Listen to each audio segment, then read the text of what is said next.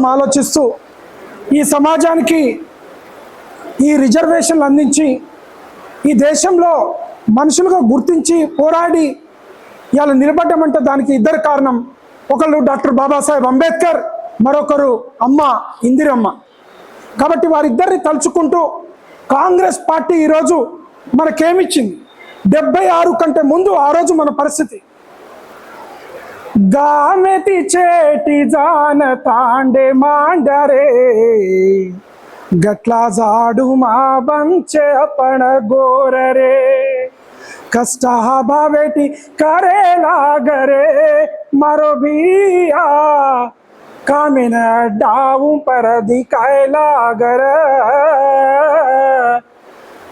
गा मेरा हाटे न जाए न हाथ पिसारे निरे मारो बिया मारा गोरु न कसेन शोभा वेटिरा అక్షరాస్యత లేదు, కటిక పేదరికం, ఆకలి మంటలు, బిడ్డలు నమ్ముకునే పరిస్థితి.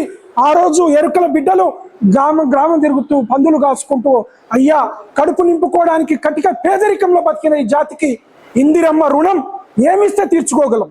ఇందిరమ్మ లేకుంటే ఈ జాతి ఏమైపోయేది? ఇందిరమ్మ లేకపోతే ఇవాళ మనం ఈ తెల్లంగిలు వేసుకునేటోళ్ళమా, ఇక్కడ కూర్చునేటోళ్ళమా? ఇవాళ ట్రైబల్ సప్లాన్ వచ్చిందన్నా, ఇవాళ అటవీ హక్కుల చట్టం వచ్చిందన్నా, ఇవాళ పీసా హక్కుల చట్టం వచ్చిందన్నా, ఇవాళ గ్రామ పంచాయతీలో నిర్ణయాలలో ఇవాళ గ్రామసభ తీర్మానం చేస్తున్నామన్నా, దానికి ఎవరు కారణం?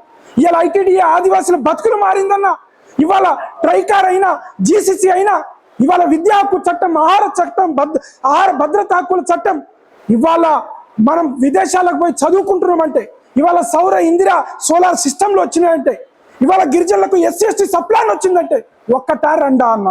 ఎన్ని చెప్పాలి? అయినా ఈ ప్రతిపక్ష నాయకులు బీజేపీ బీఆర్ఎస్ వాళ్ళు కాంగ్రెస్ ఏం చేయలే ఈ గిరిజనులకు మాట్లాడుతూ.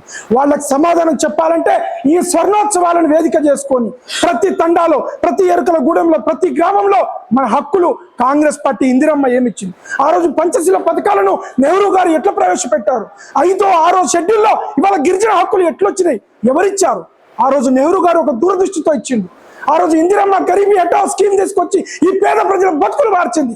ఆ రోజు రాజీవ్ గాంధీ గారు టెక్నాలజీ తీసుకొచ్చి ఇవాళ గ్రామాలలో విద్యుత్తు, ఇవాళ కరెంటు గిరిజన గ్రామాల్లో ఉన్నట్టు దానికి రాజీవ్ గాంధీ గారు, సోనియా గాంధీ గారు అనేక మంది త్యాగాలతో ఉంది. ఇవాళ వనవాసి అని వీళ్ళకి హక్కులు లేకుండా చేసే క్రమంలో రాహుల్ గాంధీ గారు మేము వనవాసిలం కాదు, మేము ఆదివాసిలం, మేము మూలవాసులం, మేము బంజారా బిడ్డలం, మేము ఎరుకల బిడ్డలం అని పోరాడుతున్నాడు.